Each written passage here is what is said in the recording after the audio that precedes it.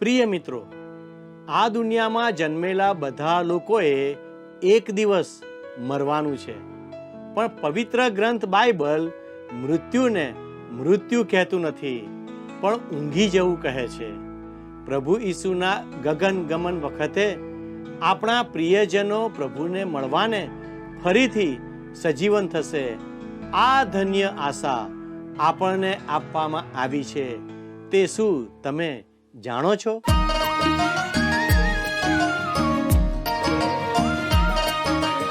स्तवन करूं, स्तवन करूं, स्तवन करूं ईसु तारूं. वचन सुनीने ग्रहण करूं सहु તેને પંથે ચાલુ. સ્તવન કરું, સ્તવન કરું, સ્તવન કરું ઈસુ તારું. વાલા મિત્રો, હાલમાં આપ સ્તવન કાર્યક્રમ નિહાળી રહ્યા છો અને તેમાં હું આપનું આદર સાથે સ્વાગત કરું છું. આ દિવસોમાં આપણે થેસાલોનિકીઓને પાઉલ પ્રેરિતના પહેલા પત્રનો અભ્યાસ કરી રહ્યા છે અને હવે આપણે આ પત્રના મુખ્ય સંદેશ પર આવીએ છીએ. મને આશા છે કે તમે આશામાં આનંદ કરશો, કારણ કે આશા એ વિશ્વાસીના જીવનમાં બધું જ છે. જો તમારી પાસે આશા નથી તો તમારી પાસે કંઈ નથી. આશા વિના માણસ જીવી શકતો નથી. એવું કહેવાય છે કે એક સામાન્ય માણસ પ્રાર્થના વિના 15 થી 30 દિવસ જીવી શકે છે. પાણી વિના 4 થી 5 દિવસ જીવી શકે છે. હવા કે શ્વાસ વિના થોડી ક્ષણો જીવી શકે છે, પરંતુ આશા વિના તે એક ક્ષણ પણ જીવી શકતો નથી. જે દિવસે આપણી આશા ખતમ થઈ જશે તે દિવસે આપણે પણ ખતમ થઈ જઈશું. કેટલાક લોકોને મૃત્યુ પછી કોઈ આશા નથી, કારણ કે તેઓ જાણતા નથી કે મૃત્યુ પછી તેમનું શું થશે.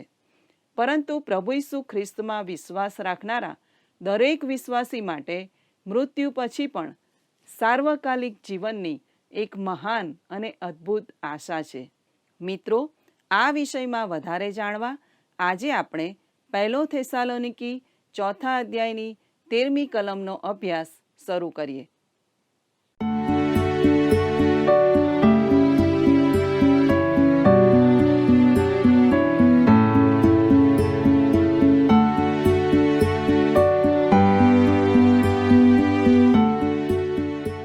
વહાલા દર્શક મિત્રો, આજના અભ્યાસમાં આપને મળતા મને ખૂબ આનંદ થાય છે. હું માનું છું આપ સર્વ મજામાં હશો. વહાલાઓ, ખ્રિસ્તનું આગમન એક દિલાસો આપનારી આશા છે.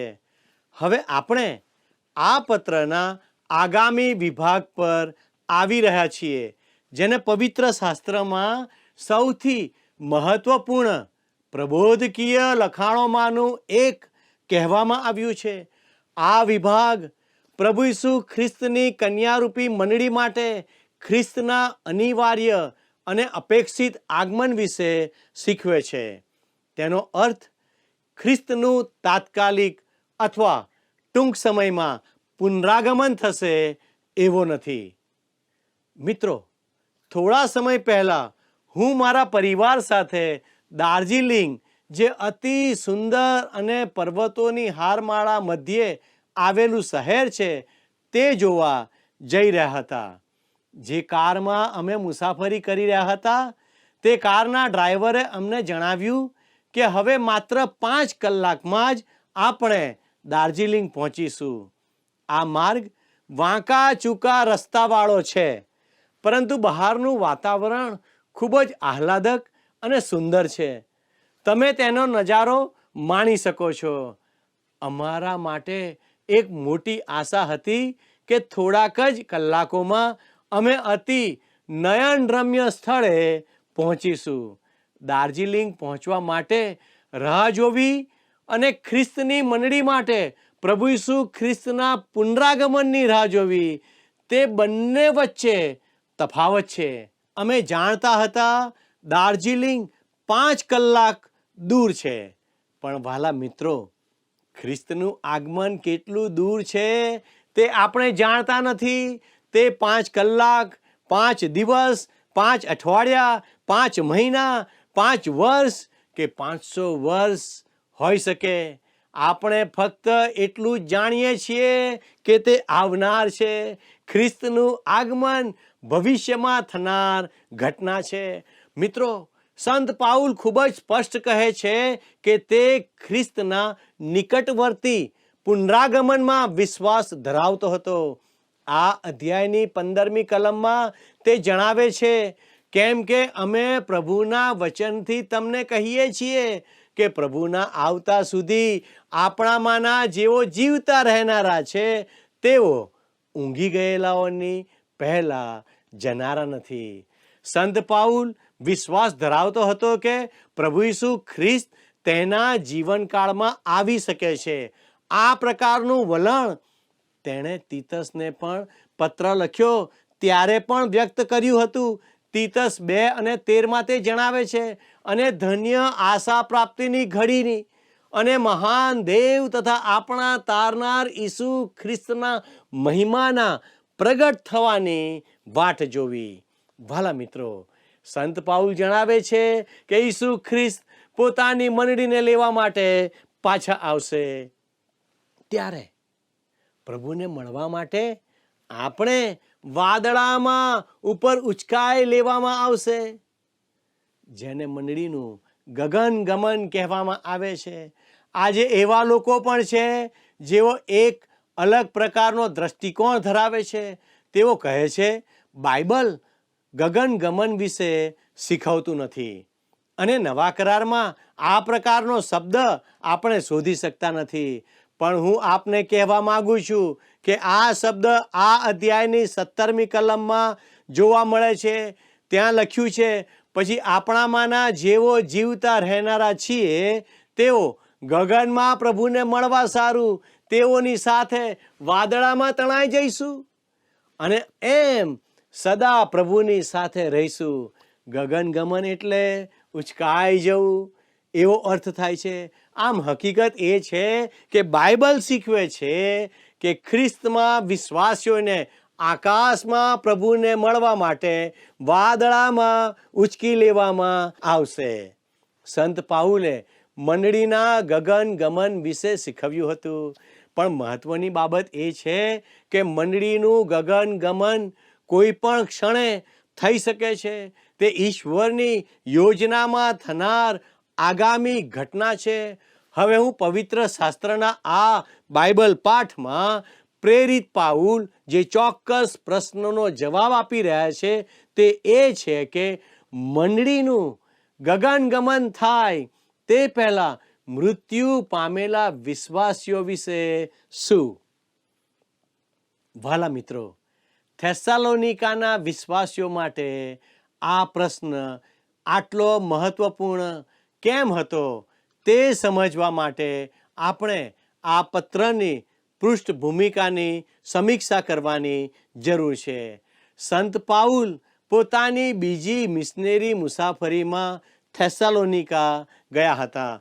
બાઇબલ જણાવે છે કે સંત પાઉલ પોતાના રિવાજ પ્રમાણે ત્યાં ગયો અને 3 વિશ્રામવાર તેણે ધર્મશાસ્ત્રમાંથી પ્રમાણ આપીને તેઓની સાથે વાદ વિવાદ કર્યો, જે પ્રેરિતોના કૃત્યો 17 અને 2 છે. એનો અર્થ એ થયો કે સંત પાઉલ 1 મહિના કરતાં પણ ઓછો સમય ત્યાં રોકાયા હતા. તે 1 મહિનામાં તેણે એક અદ્ભુત કાર્ય કર્યું.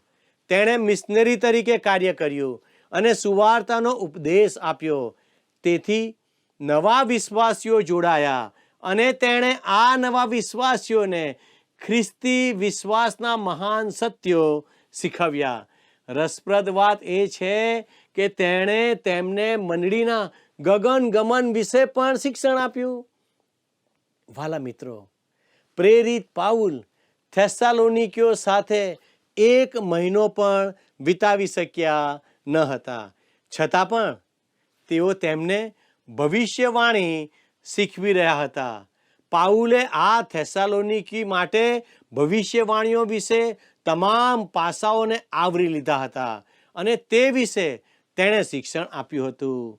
સંત પાઉલે થેસાલોનિકીઓને બહુ સ્પષ્ટ રીતે શીખવ્યું હતું કે મંડળીનું ગગનગમન કોઈ પણ ક્ષણે થઈ શકે છે અને તેનો અર્થ કે તે નજીક છે. ત્યાર પછી સંત પાઉલે થેસાલોનિકા શહેર છોડી દીધું અને તે ત્યાંથી બરૈયા શહેર ગયા અને ત્યાં એક મંડળીની સ્થાપના કરી. થોડો સમય ત્યાં રોકાયા પછી તે વહાણમાં બેસીને એથેન્સ ગયા. આપણને ખબર નથી કે તે ત્યાં કેટલો સમય રોકાયા હશે. તિમોથી અને સિલાસ થેસાલોનિકીથી સંદેશો લાવે તેની સંત પાઉલ રાહ જોઈ રહ્યા હતા. તેઓ આવ્યા નહીં અને તેથી તે કરિન્થમાં ગયા. કરિન્થમાં થોડો સમય રહ્યા પછી તિમોથી અને સિલાસ આવ્યા. તેઓ થેસાલોનિકીઓ પાસેથી સંત પાઉલને પૂછવા માટે પ્રશ્નો લઈને આવ્યા. તેથી પાઉલે તેમને પ્રોત્સાહન આપવા અને મંડળીના ગગનગમન અંગેના તેમના ચોક્કસ પ્રશ્નોના જવાબ આપવા માટે થેસાલોનિકીનું પહેલું પુસ્તક લખ્યું હતું. સંત પાઉલ તેમને છોડીને ગયા પછી સમય દરમિયાન થેસાલોનિકાના કેટલાક સંતો મૃત્યુ પામ્યા હતા. વિશ્વાસીઓના મનમાં એક પ્રશ્ન ઊભો થયો, શું આ સંતો મંડળીના ગગનગમનને ચૂકી ગયા હતા? વહાલા મિત્રો, દેખીતી રીતે સંત પાઉલ તેમને ખ્રિસ્તના નિકટવર્તી આગમન વિશે શીખવ્યું હતું. પાઉલે તેમને કહ્યું હતું કે પ્રભુ ઈસુ ગમે ત્યારે આવી શકે છે, પણ આ સંતો મૃત્યુ પામ્યા અને પ્રભુ આવ્યા ન હતા. જો તેઓ ગગનગમન ચૂકી ગયા હોત તો તેમનું શું થાત? સંત પાઉલ આ પ્રશ્નોના જવાબ આ પત્રમાં આપે છે. પાઉલે થેસાલોનિકીઓને શીખવ્યું હતું કે ખ્રિસ્તનું આગમન નજીક છે. આ ક્ષણે આપણે જ્યાં છીએ ત્યાંથી મંડળી માટે ખ્રિસ્તના આગમન વચ્ચેનું અંતર ખૂબ જ ઓછું છે, જેનો અર્થ એ છે કે પ્રભુનું આગમન કોઈ પણ ક્ષણે થઈ શકે છે. કદાચ એટલે સુધી કે તમે આજનો દિવસ પૂરો કરો તે પહેલાં પણ પ્રભુનું આગમન થઈ શકે છે, અથવા ખ્રિસ્તનું આગમન ભવિષ્યમાં ક્યારેક પણ થઈ શકે છે. હવે થેસાલોનિકીઓને એવા સંતો વિશે ચિંતા હતી જેઓ મંડળીના ગગનગમન થયા પહેલા મૃત્યુ પામ્યા હતા. હવે આ અધ્યાયના બાકીના ભાગોમાં આગળ વધતા આ બાબતને આપણે ધ્યાનમાં રાખવાની જરૂર છે. પહેલા થેસાલોનિકી 4:13 જણાવે છે, પણ ભાઈઓ, ઊંઘી ગયેલા વિશે તમે અજાણ્યા રહો એવી મારી ઈચ્છા નથી, જેથી બીજા માણસો જેઓને આશા નથી એવાની પેઠે તમે ખેદ ન કરો. હું ઈચ્છતો નથી કે તમે અજાણ્યા રહો. અહીં સંત પાઉલ જે રીતે કહે છે તે મને ખૂબ પસંદ પડે છે. પ્રેરિત પાઉલ સીધી રીતે કઠોર શબ્દોમાં કહેવાનું ટાળે છે. તે વધુ નમ્રતા સાથે અને શિષ્ટાચાર પૂર્વક આ વાતને કહે છે. તે પછી ઊંઘી ગયેલા વિશે તમે એમ કહીને સંત પાઉલ શરીરના મૃત્યુનો ઉલ્લેખ કરે છે. તેમાં માણસના આત્મા કે પ્રાણનો ઉલ્લેખ કરવામાં આવ્યો નથી, કારણ કે માણસનો આત્મા મરતો નથી. આપણે આ વિભાગમાં આગળ વધીએ તે પહેલાં હું ઘણા કારણોનો ઉલ્લેખ કરવા માગું છું કે શરીરનું મૃત્યુ એટલે ઊંઘી જવું કેમ કહેવાય છે. પ્રથમ કારણ, ઊંઘ અને મૃત્યુ વચ્ચે એક સમાનતા છે. એક મૃત શરીર અને એક ઊંઘેલું શરીર ખરેખર સમાન હોય છે. મને ખાતરી છે કે તમે ક્યારેક કોઈકની દફન ક્રિયામાં ગયા હશો જ્યાં કોઈએ ટિપ્પણી કરી હોય કે તે વ્યક્તિ એવી રીતે દેખાય છે કે જાણે તે ઊંઘી રહી હોય. વાસ્તવમાં એક રીતે તે સત્ય છે. એક વિશ્વાસીનું શરીર ઊંઘી ગયેલું હોય છે. ઊંઘનાર વ્યક્તિ તેનું અસ્તિત્વ ગુમાવી દેતો નથી અને તેનાથી સૂચિત થાય છે કે માત્ર શરીર ઊંઘી ગયું હોવાથી કોઈ મૃત્યુ પામનાર અસ્તિત્વ ગુમાવતો નથી. ઊંઘ ક્ષણિક છે, મૃત્યુ પણ ક્ષણિક છે. ઊંઘમાંથી જાગવાનું હોય છે અને તેમજ મૃત્યુમાંથી પુનરુત્થાન થાય છે. આમ જીવનનું અસ્તિત્વ છે અને મૃત્યુનું અસ્તિત્વ નથી એમ કહી શકાય નહીં. બીજું કારણ, ઊંઘ શબ્દ માટે ગ્રીક ભાષામાં કેઇમાઈ શબ્દ છે જેનો અર્થ સૂઈ જવું થાય છે. એક રસપ્રદ વાત એ છે કે પુનરુત્થાન શબ્દ ફક્ત શરીરનો જ ઉલ્લેખ કરે છે. એનાસ્ટેસિસ છે અને તે બે ગ્રીક શબ્દો પરથી ઉતરી આવ્યો છે. હિસ્ટેમી જેનો અર્થ ઊભા રહેવું, એના જેનો અર્થ ઉપર થાય છે. પુનરુત્થાનમાં ફક્ત શરીર જ ઊભું થઈ શકે છે. ઊંઘ માટેનો ગ્રીક શબ્દ અહીં પણ વપરાય છે જે શરીર પથારીમાં પડેલી કુદરતી ઊંઘનો ઉલ્લેખ કરતી વખતે વપરાય છે. તે માટે તમને તેના બે ઉદાહરણો આપીશ. અને જ્યારે પ્રભુ ઈસુ પ્રાર્થના કરીને ઉઠ્યા પછી તેઓ પોતાના શિષ્યો પાસે પાછા આવ્યા ત્યારે તેમણે તેઓને શોકને લીધે ઊંઘેલા દીઠા, જે લૂકની લખેલી સુવાર્તા 22મો અધ્યાય 45મી કલમમાં નોંધ છે. કલ્પના કરો કે પિતર, યાકૂબ અને યોહાન આ કટોકટીના સમયે સૂઈ ગયા. અહીં જે શબ્દ છે તે જ શબ્દ પહેલા થેસાલોનિકીઓમાં ઉપયોગમાં લેવામાં આવ્યો છે. બીજી વાર પ્રેરિતોના કૃત્યો 12 અને 6માં હેરોદ તેને બહાર લાવવાનો હતો તેની આગલી રાત્રે પિતર બે સિપાહીઓની વચ્ચે સાંકળોથી બાંધેલો ઊંઘતો હતો અને ચોકીદારો બારણા આગળ બંદીખાનાની ચોકી કરતા હતા. મિત્રો, સિમોન પિત્તર વિશે આપણે એક વાત ચોક્કસ કહી શકીએ કે તેને અનિંદ્રાનો રોગ ન હતો. આવા ગંભીર સંકટના સમયે પણ તે શાંતિથી ઊંઘી શકતો હતો. અહીં ફરીથી ઊંઘ માટેનો તે જ શબ્દ વપરાયો છે અને તે શરીરની કુદરતી ઊંઘને દર્શાવે છે. ત્રીજું કારણ, બાઇબલ શીખવે છે કે શરીર જે ધૂળમાંથી બનાવવામાં આવ્યું હતું તેમાં પાછું ફરે છે, પરંતુ આત્મા ઈશ્વર માટે પાછો ફરે છે કારણ કે ઈશ્વરે જ આત્મા આપ્યો છે.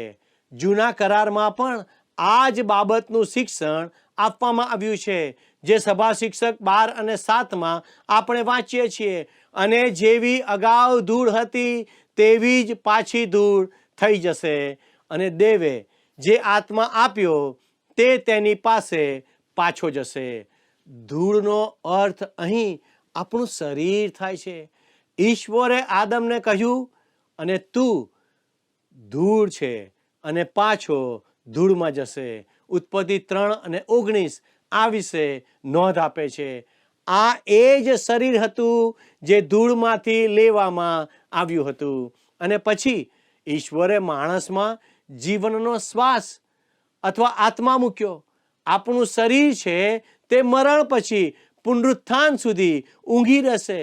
ફક્ત શરીર, પણ એક વિશ્વાસીનો આત્મા ઈશ્વરની પાસે પાછો ફરશે. પ્રિય મિત્રો, આત્મા મૃત્યુ પામતો નથી અને તેથી આત્માનું પુનરુત્થાન નથી અથવા તે સજીવન થતો નથી. મૃત્યુમાં ફક્ત શરીર જ ઊંઘી જાય છે અને પુનરુત્થાનમાં ફક્ત શરીર જ ઉત્થાન પામે છે. આ વાત એકદમ સ્પષ્ટ કરતા પાઉલ કહે છે કે શરીરથી વિયોગી થવું તથા પ્રભુની પાસે વાસો કરવો. જુઓ, કોરિન્થીયોનો બીજો પત્ર તેનો 5મો અધ્યાય તેની 8મી કલમ. આપણું શરીર ફક્ત એક નાજુક તંબુ છે જે મૃત્યુ દ્વારા થોડા સમય માટે અલગ થઈ જાય છે. બીજો કોરિન્થી 5:1 પાઉલ લખે છે, કેમ કે અમે જાણીએ છીએ કે જો અમારું પૃથ્વી પરનું માંડવારૂપી ઘર નષ્ટ થાય તો આકાશમાં દેવે રચેલું, હાથે બાંધેલું નહીં એવું અમારું સનાતન ઘર છે. અહીં માંડવા માટેનો ગ્રીક શબ્દ છે સ્કેનોસ, જેનો અર્થ તંબુ થાય છે. આપણે જે શરીરમાં રહીએ છીએ તે તંબુ છે. વહાલા મિત્રો, હાલમાં ભલે તમે લાખોની કિંમતના ઘરમાં રહેતા હોય, પણ તમારું વાસ્તવિક નિવાસસ્થાન એક નાના તંબુમાં છે. ઈશ્વરે આપણામાંના દરેકને તંબુમાં રહેવા માટે મૂક્યા છે. તે કોઈ ઝૂંપડામાં કે પછી હવેલીમાં રહેવાની વાત નથી. આપણને બધાને એક જ પ્રકારનો તંબુ આપવામાં આવ્યો છે. જો આપણા શરીરની કિંમત આંકવામાં આવે તો તે બહુ ઓછી થાય. આ શરીર ગમે ત્યારે પડી જશે. તે કોઈ પણ ક્ષણે નાશ પામી શકે છે. જો તમને વિશ્વાસ ન હોય તો કારની સામે ઊભા થઈ જાઓ અને તમને ખબર પડશે કે તમારો તંબુ ઉડી જશે. આમ આપણું શરીર ખરેખર ખૂબ જ નાજુક છે. આપણું શરીર ખરેખર ક્ષણભંગુર છે. બીજો કોરિન્થી 5:2 જણાવે છે, કેમ કે અમારું જે સ્વર્ગીય ઘર છે તેનાથી વેષ્ટિત થવાની અભિલાષા રાખીને અમે આ માંડવામાં રહેતા ખરેખર નિશાસા નાખીએ છીએ. 4મી કલમમાં તે લખે છે, કેમ કે અમે આ માંડવામાં રહેતા બીજાને લીધે ખરેખર નિશાસા નાખીએ છીએ. મિત્રો, આપણે પણ આપણા માંડવાઓમાં કે તંબુઓમાં નિશાસો નાખીએ છીએ.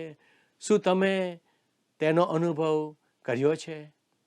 આ અધ્યાયમાં 6 અને 7 કલમમાં સંત પાઉલે લખ્યું, માટે અમે સદા હિંમતવાન છીએ અને એવું જાણીએ છીએ કે શરીરમાં વાસો કરીએ ત્યાં સુધી અમે પ્રભુથી વિયોગી છીએ, કેમ કે અમે વિશ્વાસથી ચાલીએ છીએ, દ્રષ્ટિથી નહીં. બીજો કોરિન્થી 5:6 અને 7 આ પ્રમાણે કહે છે, હવે આપણે આ શરીરમાં અથવા આપણા ઘરની અંદર રહીએ છીએ. આ એ જ જગ્યા છે જ્યાં આપણે રહીએ છીએ, પણ લોકો ખરેખર આપણને જોઈ શકતા નથી. સંત પાઉલ આગળ 8મી કલમમાં કહે છે, માટે અમે હિંમતવાન છીએ અને શરીરથી વિયોગી થવું તથા પ્રભુની પાસે વાસો કરવો એ અમને વધારે પસંદ છે. ખરેખર આ વાત વિચારવા જેવી છે. જ્યારે માણસનું મરણ થાય છે ત્યારે તે પ્રભુમય ઊંઘી જાય છે અને ઈશ્વરની સાથે વાસો કરવા માટે જાય છે. પણ પુનરુત્થાન સમયે આપણા શરીરોને ઉઠાડવામાં આવશે. મિત્રો, જો તમે કોઈ જગ્યાએ મુસાફરી કરો છો તો રાત્રે સૂવા માટે સારી હોટલમાં રોકાણ કરો છો. તમે બીજા દિવસે ઉઠીને તમારું કામ કરવાની અથવા મુસાફરીમાં આગળ વધવાની અપેક્ષા રાખો છો. એમ જ આ પૃથ્વી પર આપણે મુસાફર છીએ અને આપણે પુનરુત્થાનમાં ઈસુ ખ્રિસ્તને ફરી મળવાની આશા સાથે જીવન જીવી રહ્યા છીએ. એક દિવસ પ્રભુ ઈસુ આવશે અને દરેક ઊંઘી ગયેલા શરીરો પાછા ઉઠશે અને વિશ્વાસી લોકો પ્રભુની સાથે સ્વર્ગમાં જશે.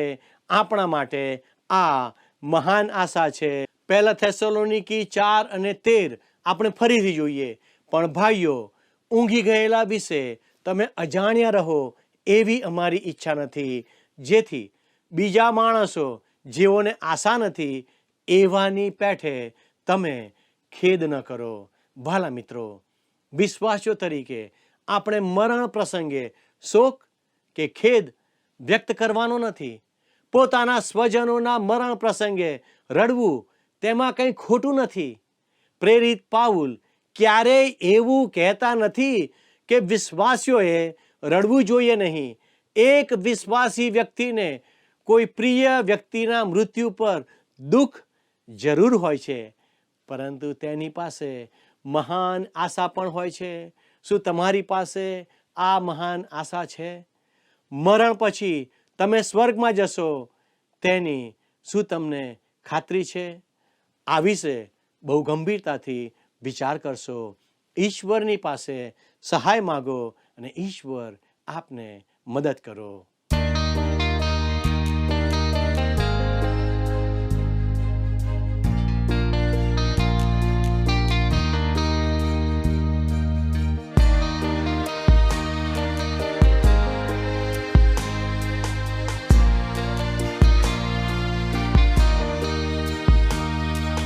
તારું વચન મારા માર્ગને સારું છે અજવાળું.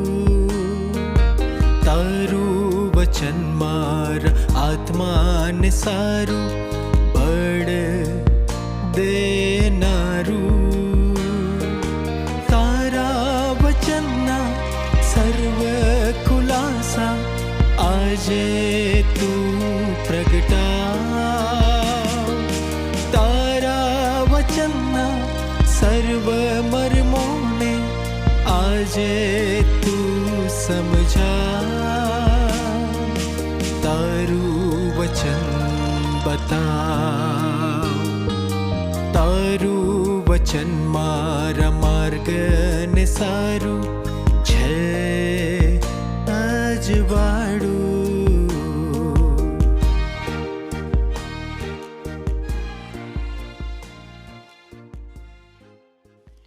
પ્રિય મિત્રો, અહીં પ્રેરિત પાઉલ આપણને સમજાવે છે કે ઈસુ ખ્રિસ્તમાં મૃત્યુ એ અંત નથી. તેના બદલે તે આપણને આ આશા જાળવી રાખવાનો સંદેશ આપે છે, જેથી આપણે પ્રભુના પુનરાગમન પર આપણા પ્રિયજનો સાથેના હર્ષભર્યા પુનર્મિલનની અપેક્ષા રાખીએ. આજના અભ્યાસમાંથી કોઈ પણ વ્યક્તિને આશા પ્રાપ્ત થાય છે જે પોતાના મિત્ર અથવા પરિવારના સભ્યના મૃત્યુ પર શોક વ્યક્ત કરી રહ્યો છે. આ સંદેશ ખ્રિસ્તમાં મૃત્યુ પામેલા લોકોની વર્તમાન સ્થિતિ અને ભવિષ્યમાં પુનરુત્થાન અને સ્વર્ગમાં પ્રવેશની આપણી આશાનું વર્ણન કરે છે. માટે વહાલા મિત્રો, આપણે ખ્રિસ્તમાં મરણ પામેલા આપણા પ્રિયજનો માટે શોક વ્યક્ત ન કરીએ, કેમ કે તેઓ પ્રભુના બીજા આગમન સુધી ઊંઘી ગયા છે અને તે સમયે પ્રભુને મળવાને માટે તેમના શરીરો કબરોમાંથી પાછા ઉઠશે અને પ્રભુની સાથે તેઓ સ્વર્ગમાં પ્રવેશ કરશે. શું આ બાબત પર તમે વિશ્વાસ કરો છો? મિત્રો, આજના પાઠમાંથી તમને કઈ બાબત શીખવા મળી? અમારા સંપર્ક નંબર ઉપર અમને તે જરૂરથી જણાવશો. મિત્રો, આજની આપણી બાઇબલ ક્વિઝનો પ્રશ્ન છે, આપણી આશા કઈ છે? એ. ખ્રિસ્તનું આગમન, બી. પુનરુત્થાન, સી. દિલાસો, ડી. વિશ્વાસ. ગત પ્રશ્નનો જવાબ છે બી. ઈશ્વર માટે અલગ. મિત્રો, અમારા આજના પ્રશ્નનો જવાબ ઝડપથી મોકલી આપશો. દરેક પ્રશ્નનો સાચો જવાબ આપનાર વિજેતાઓના નામ દર મહિનાના પ્રથમ સોમવારે જાહેર કરવામાં આવશે. સંપર્ક માટે અમારો ફોન નંબર છે 94 29 37 56 10 9429375610. અમારો સમય અહીં પૂરો થાય છે. ઈશ્વર આપને આશીષ આપે. આમીન. શું તમને આ કાર્યક્રમ ગમ્યો? અત્યારે જ અમને મિસ કોલ કરો.